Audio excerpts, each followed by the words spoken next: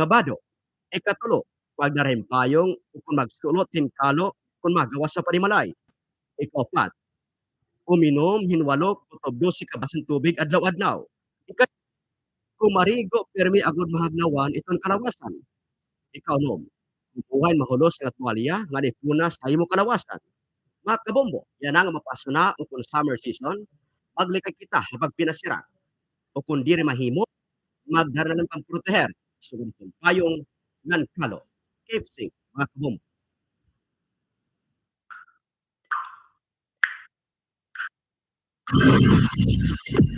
Stop the drop. Use your power to save and conserve water. Sa paglilinis sa bahay, bakuran at sasakyan, huwag gumamit ng water sa paglilinis ng hagdan o sidewalk. Ito kumukonsumo ng hanggang 50 galon ng tubig sa loob lamang ng 5 minuto. Sa halip, gumamit ng panlampaso at timba. Huwag ding gumamit ng water hose sa paglilinis ng inyong sasakyan. Gumamit ng timba at basahan. Get involved. Let's use water wisely. Stop the drop. Use your power to save and conserve water. Mula sa Pambansang Radyo ng Pilipinas, Bombo Radio Philippines.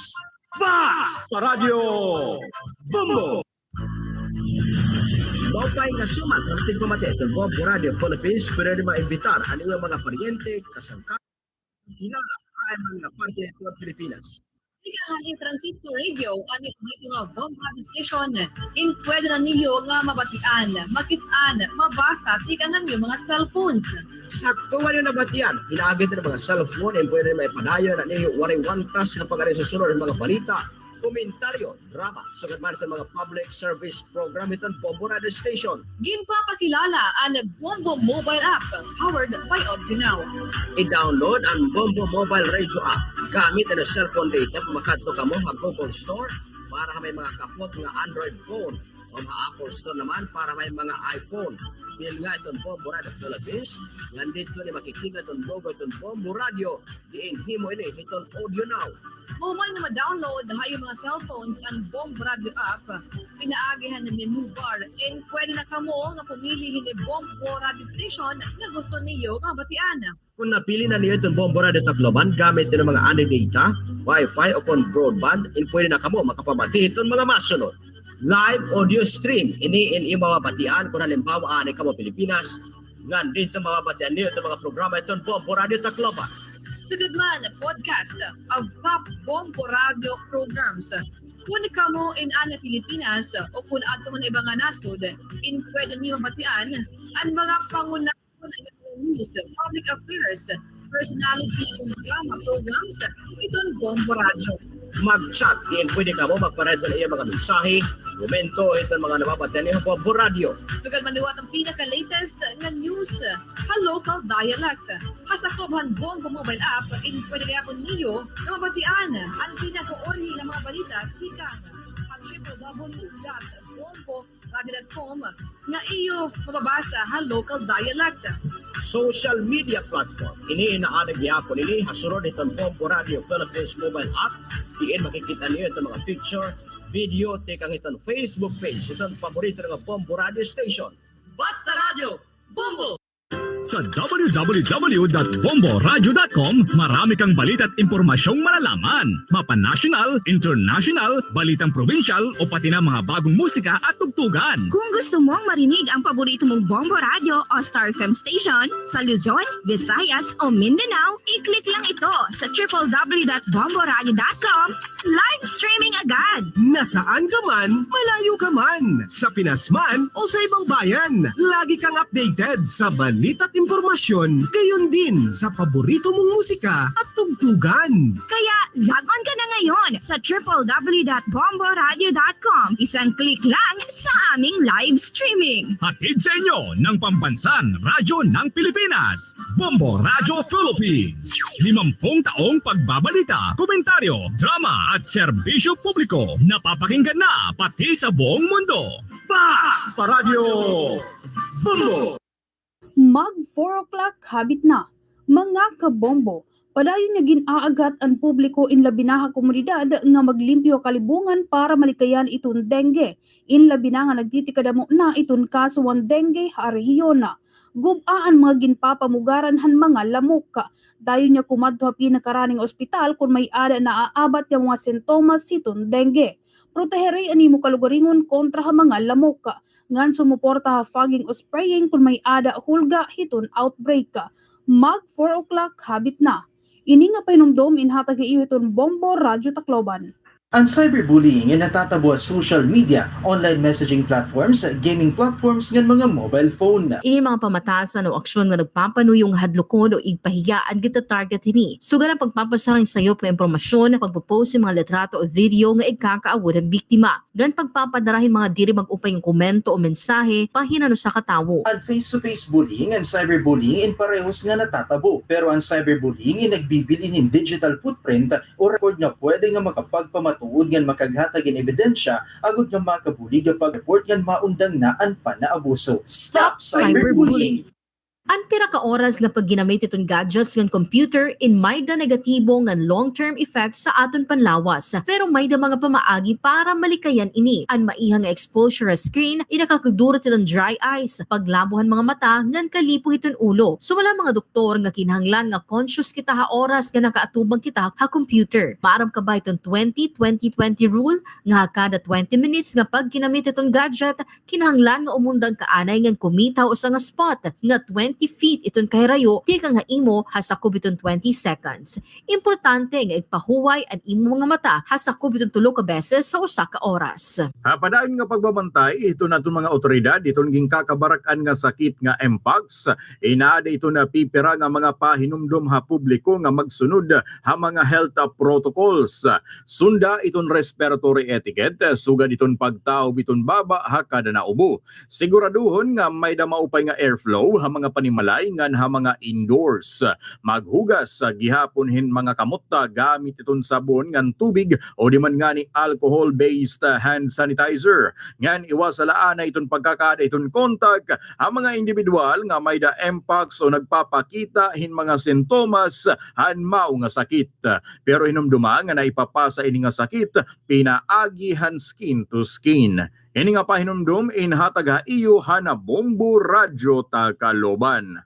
Mga dapat buhaton agud nga malikayan ang mga aksidente kung ikaw ay nagmamanehuhin sa sakyan. Sunda ang speed limit. Mag-seatbelt. Likayan ang pagte-text o paggamit ng cellphone samtang nagmamaneho. Siguraduha ang maintenance ang imo sa sakyan. Likayan ang pag-inom hin makahurubog nga mga irimnon kung ikaw in magmamaneho han imo sa sakyan. Likayan ang aksidente pinaagi ang pagiging responsable. Kung mapakadukay hiton balay arampuan, kinahanglan mo igrespeto ini. Pagsulothin modestly ngan maturely. Bisan nga maupay ito na pag-i-express ani mo kalugaringon, diri naman ini asya itong lugar. Wash up and wear some of your nicer clothes. Kung naguhulat nga magtikang ito na misa, pwede naman nga mga dihin mahimyang o di man nga ni makipag-socialize sa mga tao nga nakapalibot haimo. Pero kung magtikang na iton misa, pag-focus na. Pakipaglaman og gihapon, mahitungod nga ini iton sakto nga panahon para pangumusta, mag-catch up ngan magbalyuay hin mga compliments. Perla ini ha mga angay hinumdumon, hatag ha iyo han Bombo Radyo Tacloban. The Bombo Radio mobile app. Kabombo, karuya gumba nga permanente nga mamati nga maging updated ang mga balita, komentaryo nga impormasyon bisan kung diri mo daraan mo transistor radio. Ayon nakabaraka, kay gamit na mo cellphone, magkakapamati ka na han imong paborito nga mga programa ha radyo. I-download gan install la itong Bombo mobile app. Pinaagi ang pag-scan itong QR codes o pinaagi nimo Play Store para itong mga Android phone users, ngan App Store naman para itong mga iPhone users. Haimo Play Store or App Store, pakadula ha search box ganing type itong Bombo Radio. Dida makikitaan mo dayon ang Bombo Radio mobile app. Kung mapili mo na ang Bombo Radio app, i-tapla itong install para magtikang itong download. Mahuman nga ma-download nga ma-install ang mobile app, maabrihan mo na ang imong mobile app. Pinaagi ang pag-tap itong open button. Kung maabrihan mo na ini, di na mo makikitaan ang Bombo Radio ng Star FM station sa bugos na Pilipinas. Pwede mo nga i-scroll para bilingon ang iyong paborito nga estasyon o di man ngani. Gamita itong search bar nga nag-type itong ngalan ng estasyon nga karuyag mo nga pamatian. Pwede mo gihapon nga i-tap or pilion ang Bombo Radio Tacloban. Then welcome sa ultimate radio experience. Pwede mo gihapon nga i-tap itong heart icon para partikular nga estasyon para itong easy access. Tungod nga ini na itong imong maging favorite station, then mapipin kumo top station ha imo mobile app. Para makapagtika nga pagpamati ha live audio stream, i-tap la itong ngaran itong istasyon nga gusto mo nga pamatian, nga nag-click itong live button. Ang live stream in magtitikang nga mag-load itong buffer, sano nga magtikang itong audio. Samtang namamati ka kabombo ha live streaming, pwede ka gihapon nga magbasa itong mga balita ha bomboradio.com, pinaagi han Bombo mobile app. I-minimize la itong audio player, pinaagyan pag-tap itong arrow ha igbaw itong screen, ngan pwede ka na mag-scroll habang nga news o mga balita, ngan pumili han gusto mo nga basahon. Pwede mo gahapon nga mabisita ang Facebook page, hadbisan diin nga Bombo Radio Station, pinaagi itong pag-tap itong Facebook icon, haubos itong app. Kung matap mo na ini in mau-open ang imo Facebook app, ngan mangangadto ka itong Facebook page, had imo na pili nga Bombo Radio Station. Labot pa hini ka Bombo, pwede mo gihapon nga gamiton itong mobile app kumo alarm clock. Pero imbis nga unusual nga alarm tone, ini inaabrihan ang Bombo station nga imo gimpili ngan automatic nga i-play itong live audio stream han mao nga istasyon ha partikular nga oras nga imo gimpili. Pwede mo gihapon nga ma-set itong Bombo Radio app nga umundang itong live streaming ha partikular nga oras nga pwede mo gihapon i-set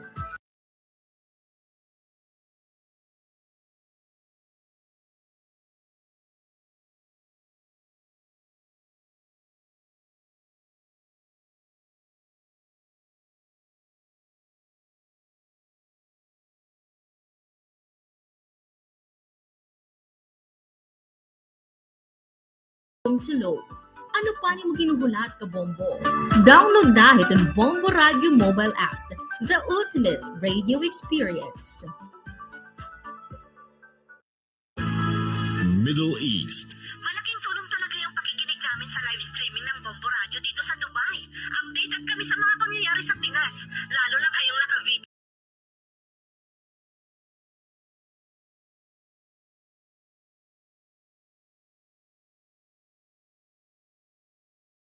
Kung malaman mga balita sa aming probinsya, isang click lang sa live streaming ng Bombo Radio. North America.